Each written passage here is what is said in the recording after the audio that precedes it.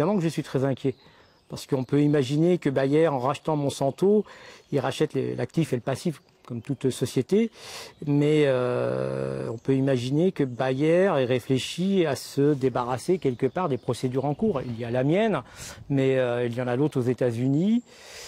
Si on regarde que ma procédure, elle n'est peut-être pas inquiétante. Simplement, si on va en tant que tel, mais si on va jusqu'au bout et si on gagne, elle fera jurisprudence pour des milliers d'agriculteurs en France, en Europe et aux États-Unis. Et j'imagine bien que Bayer a regardé ce dossier et a réfléchi peut-être comment il pourrait, en achetant Monsanto, se débarrasser de ces procédures. Ça ne peut pas être autrement. Ils n'ont pas forcément beaucoup de moyens pour le faire, juridiquement je parle. Par contre, ils ont des moyens financiers énormes pour payer des juristes qui, à mon avis, ont bien réfléchi à cette problématique. Et ça, c'est inquiétant.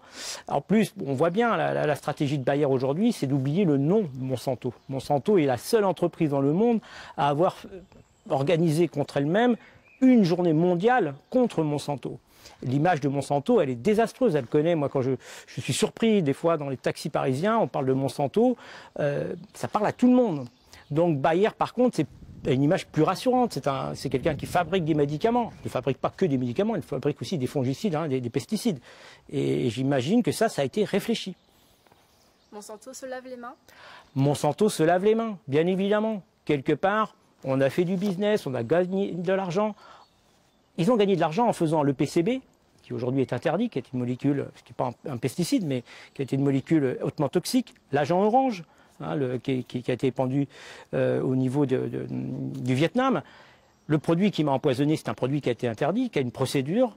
Ils ont aussi des procédures en cours aux États-Unis. Et quelque part, ils se lavent les mains. Ça y est, on a gagné de l'argent. Bayer rachète. Monsanto, on oublie Monsanto. Ceux qui ont été intoxiqués, c'est pas grave. Et puis, on oublie tout ça. Vous vous sentez comment aujourd'hui ? J'ai beaucoup de colère quand même, parce que la Commission européenne, je pense, a regardé d'un point de vue effectivement légal, économique, la fusion de Monsanto et Bayer.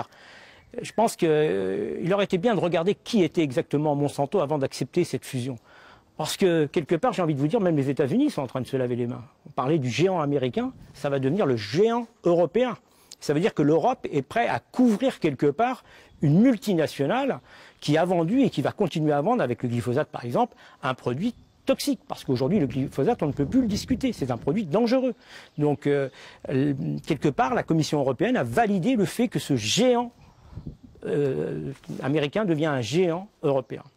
Vous êtes un peu en colère?